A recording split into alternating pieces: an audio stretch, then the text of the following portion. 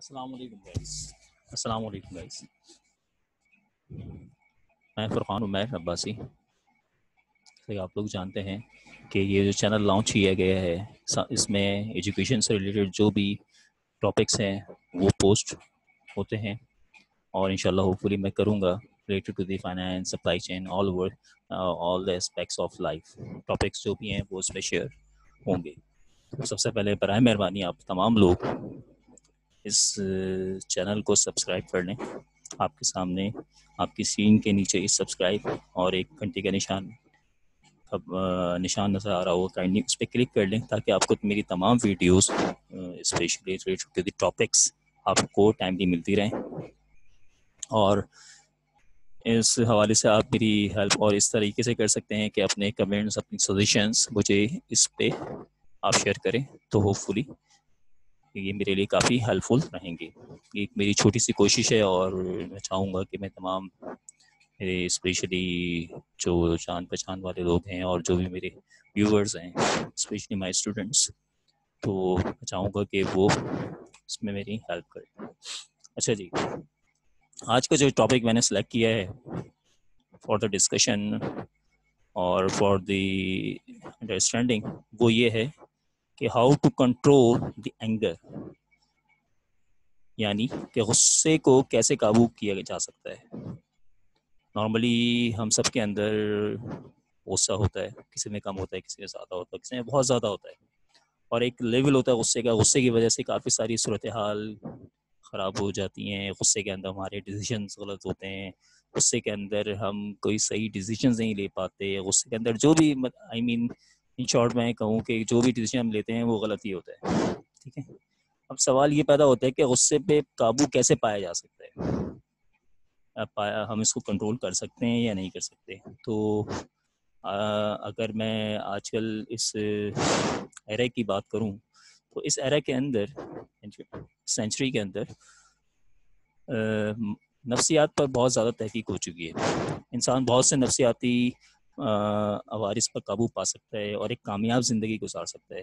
غصے پر بھی قابو پایا جا سکتا ہے اسی طریقے سے کہ غصہ بھی ایک ہماری ذہنی نشو و نما اور ایک ہماری ذہنی تحقیق کی وجہ سے کریٹ ہوتا ہے. یہ جو اینگر ہمارے اندر آتا ہے کہ وہ ہماری مینٹلی ڈسٹربنس ہوتی ہے، جس کی وجہ سے اس ڈسٹربنس کی وجہ سے وہ غصہ نکلتا ہے. لیکن اس کی کوشش اور عملی اقدامات بہت ضروری ہے.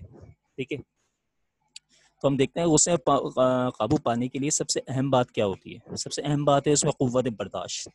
آپ کے اندر قوت برداشت ہونی چاہیے، اور اکارڈنگ ٹو اسلام بھی یہی کہتا ہے کہ ہمارا دین اسلام کے اندر بھی یہی چیز ہے کہ ہم اپنے اندر قوت برداشت کو پیدا کریں. یعنی کہ ہر انسان کو چاہیے کہ وہ اپنے اندر قوت برداشت پیدا کرے، اپنے اندر جذباتی توازن پیدا کرے، بات بات پہ غصہ کرنے کی عادت سے شعوری طور پر لڑتے ہوئے قوت برداشت کا مادہ جیسے ہی فریکوینٹلی یا آپ سمجھ لیں سلولی گرو اپ کرتا ہے، جتنا ہی قوت برداشت ایک ہوتی ہے نا ہمارے اندر، ایک سسٹین لیول ہوتا ہے، اس سے بڑھتا رہتا ہے، تو غصہ انسان کو اس قدر نقصان پہنچاتا ہے کہ آپ کی حوالے سے سوچ بھی نہیں سکتے. یا نارملی ہم اس غصے کو ہم کنسیڈر نہیں کرتے اپنی لائف کے اندر. یعنی کہ سمجھ لیں کہ ہماری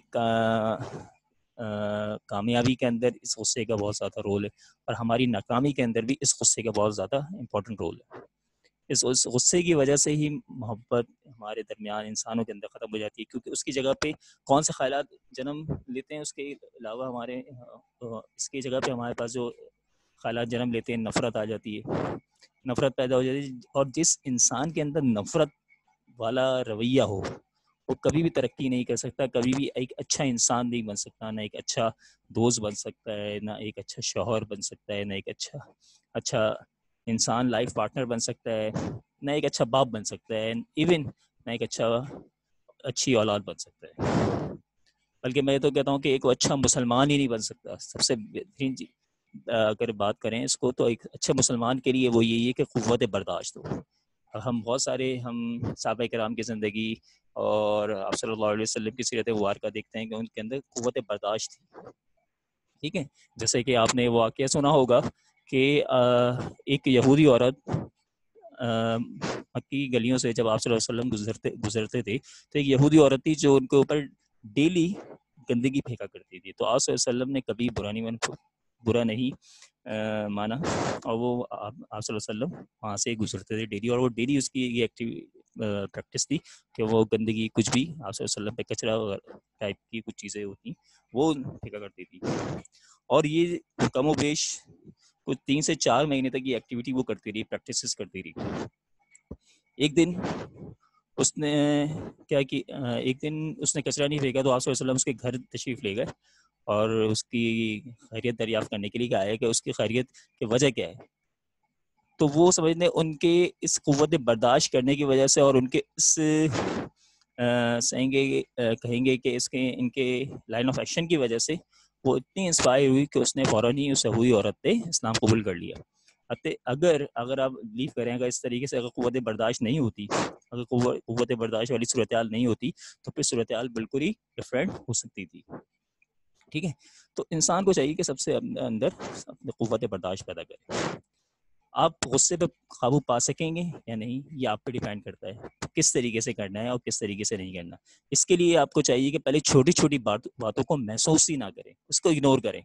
اگر کسی نے کوئی آپ کی سیٹ پہ بیٹھ گیا ہے, کسی نے آپ کے پین لے لیا ہے, کسی نے وہ کر دیا ہے, تو اس کو آپ اگنور کریں.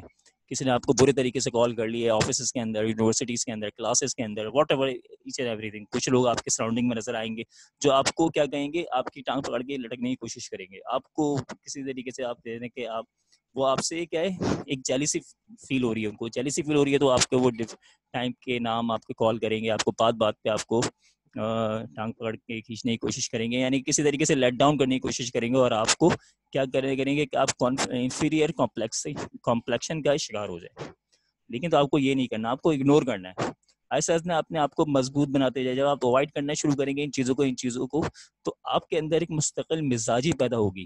جب مستقل مزاجی پیدا ہوگی تو اسی طریقے سے جب مستقل مزاجی پیدا ہو جائے گی تو آپ کیا ہوگا, آپ کے اندر قوت برداشت پیدا ہوتی جائے گی. ٹھیک ہے, جب کوئی بھی انسان غیر موافق صورتحال پیدا ہو جائے, جب بھی کسی بھی طور پہ کوئی غیر ارادی طور پہ کوئی ایسی صورتحال پیدا ہو جائے جو غصہ کرنے کی چند منٹ تک اس کا تجزیہ کریں. غصہ آئے آپ کو تو آپ سب سے پہلے یہ سوچیں کہ غصہ آیا کس بات پہ. ٹھیک ہے, لیٹ سپوز ایک ایگزامپل لے لیتے ہیں. ایگزامپل یہ لیتے ہیں کہ آپ کے کچھ فرینڈس کو آپ نے دعوت پہ بلایا ہے, اور آپ اپنے بھائی کو کہتے ہیں کہ بھائی یہ کچھ ریفریشمنٹس وغیرہ لے کے آؤ, اور یہ ڈرائنگ روم جو ہے اس کو پراپر کر دو, یہ چیئرز وغیرہ پراپر وغیرہ جو بھی صورتحال ہے اس کو آپ پراپر کر دیں. ٹھیک ہے, لیکن پتہ چلتا ہے آپ 1 گھنٹے بعد جب آتے ہیں, آپ کے فرینڈس وغیرہ آ چکے ہوتے ہیں, لیکن انفارچونیٹلی آپ دیکھتے ہیں کہ آپ کا ڈرائنگ روم بالکل اسی طریقے سے گندا پڑا ہوا ہے, چیئرز آگے پیچھے بے ترتیبی رکھی ہوئی ہے, یہ ہوا ہوا ہے. آپ کیا کریں گے؟ آپ یا تو یہ کریں گے کہ بھائی کو اندر جائیں گے, بھائی کو بلائیں گے, بھائی کو شاید ایک تو تھپڑ لگا دیں, اس کو ڈانٹ دیں, ٹپٹ دیں, یا پھر یہ ہے کہ دوستوں کے سامنے بلا کے اس کو آپ اس کی حوصلہ افزائی کرنے کے بجائے اس کو کہنے میں بدتمیزی کریں, اس کو ڈانٹ ڈپٹیں. ٹھیک ہے, تو اس سے کیا ہوگا, اس کے اندر آپ کا غصہ بلا وجہ آپ نے یہ سوچنے کی کوشش نہیں کری. ہوپ فلی آپ اس پوائنٹ کو میرے سمجھ رہے ہوں گے. اب کیا ہے, اب وہ جو اس کسی وجہ سے وہ بھائی جو کام نہیں کر سکا, جو آپ نے جو انسٹرکشن کیا تھا, اس کو جو بھی انسٹرکشن پاس آن کی تھی وہ کام نہیں کر سکا, تو وجہ کیا ہو سکتی ہے؟ وجہ یہ ہو سکتی ہے وہ کسی وجہ سے اس کو نہیں ملا ہو, کوئی ایمرجنسی آ گئی ہو, یا پیرنٹس میں سے کسی نے کچھ کام کہہ دیا ہو, یا کچھ ایمرجنسی ہو گئی ہو, یا وہ گر گیا, واٹ ایور, خدا خاصہ کچھ بھی اس کے ساتھ کوئی ایکٹیویٹی آ گئی جس کی وجہ سے وہ کام نہیں کر سکا. ٹھیک ہے نا, تو اس کو آپ اس چیز کو ازیوم کریں, اس پوائنٹ کو سب سے پہلے سوچیں. صحیح ہے نا. جیسے نارملی ایسا ہوتا ہے کہ آپ گھر پہ پہنچے, وائف نے کھانا نہیں بنایا, اب پتہ چلا نارملی آپ وائف گھر پہ پہنچتے ہیں تو کھانا آپ کو تیار ملتا ہے, لیکن ہوا یہ کہ آپ جب گھر پہنچے تو آج گھر پہنچے ہیں تو آج پتہ لگا وائف نے کھانا نہیں بنایا, پھر آپ کو غصہ آ رہا ہے کہ بھائی آپ نے کھانا نہیں بنایا, تمہیں پتہ نہیں ہے, مجھے بھوک لگ رہی ہوتی ہے, اور یہ صورتحال ہے. تو یہ اس چیز کو سمجھنے کی, انڈرسٹینڈنگ کی ضرورت ہے ہم تمام لوگوں کو. کیا یہ وہ جو ریزن ہے جس کی وجہ سے وہ ایک پرٹیکولر ایکشن پرفارم نہیں ہو سکا, وہ کیا وجہ ہے, اس کی وجوہات کیا ہیں؟ موسٹ پرابلی وائف کی طبیعت ٹھیک نہ ہو. ٹھیک ہے, ہو سکتا ہے کہ کوئی ریلیٹیوز آ گئے ہوں, کوئی گیسٹ آ گئے ہوں جس کی وجہ سے اس کو ٹائم نہیں مل سکا, واٹ ایور ان سو آن, یہ ساری صورتحال اس میں ہو گئی ہوں. ہو سکتا ہے, پاسبلٹی ہے.